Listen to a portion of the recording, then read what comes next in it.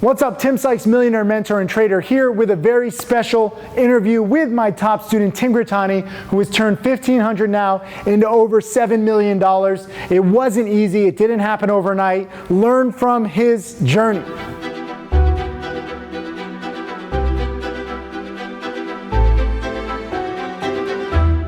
Early in my career, one thing it took me a while to start doing on my own that I think made a big difference was building my own watch lists.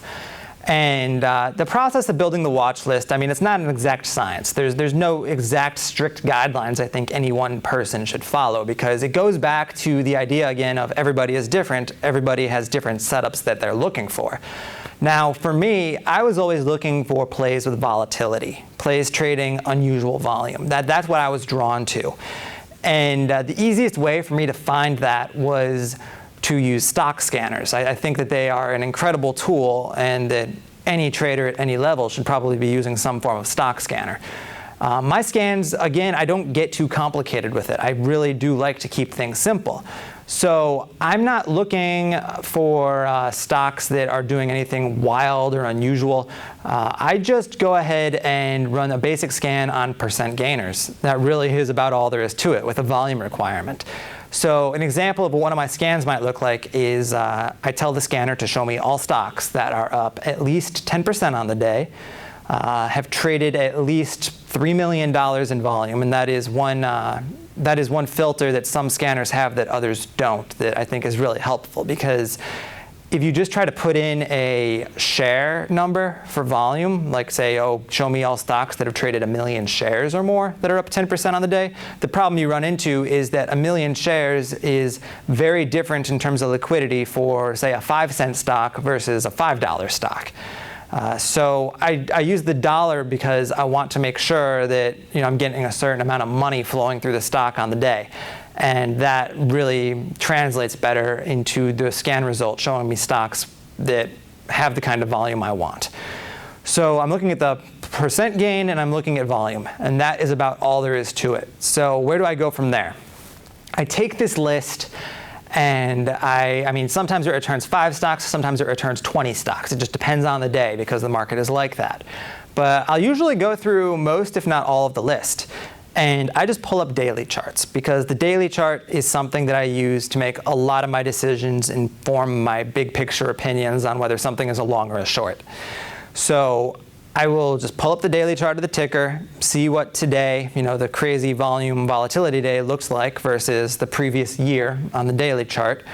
And if I see a pattern that is familiar to me, something that I like, something that I feel like I can take advantage of going into the next day or maybe a couple days later, I add it to a watch list, which I keep in an Excel sheet every night. And if I don't like it, I just skip it. I just move on to the next ticker.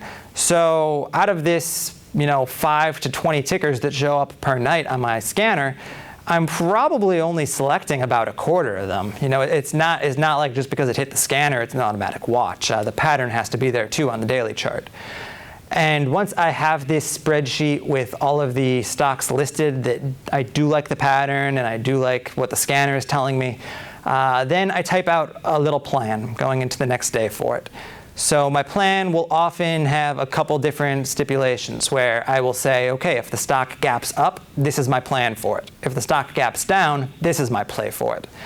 And in the events where I have a really long watch list, this winds up being 8 or more tickers or something like that, I obviously have to prioritize, because I'm not going to come out into the next morning trying to trade 8 different stocks at the same time. I probably will screw them all up instead of focusing on 1 or 2 and really succeeding with those. So my prioritization really comes down to which patterns do I like the best, the ones that I know I've had the most success with. Which ones do I think have the best volatility, so the most potential for profit if I trade it right? And then even to further narrow it, I usually make this watch list the night before. So the next morning, I see which way it's gapping pre-market. And I have my ideal ideas of, I like a certain play way better if it gaps up versus if it gaps down, for example. So if the stock is giving me the gap move that I want, that moves way up my list. Hey, Tim Sykes, millionaire mentor and trader. Thank you for watching my videos. I hope that they help you. I want to share everything that I've learned over the years. You can check out more videos right over there. And also click subscribe so that you can watch all of these videos, get that knowledge, and become my next millionaire student.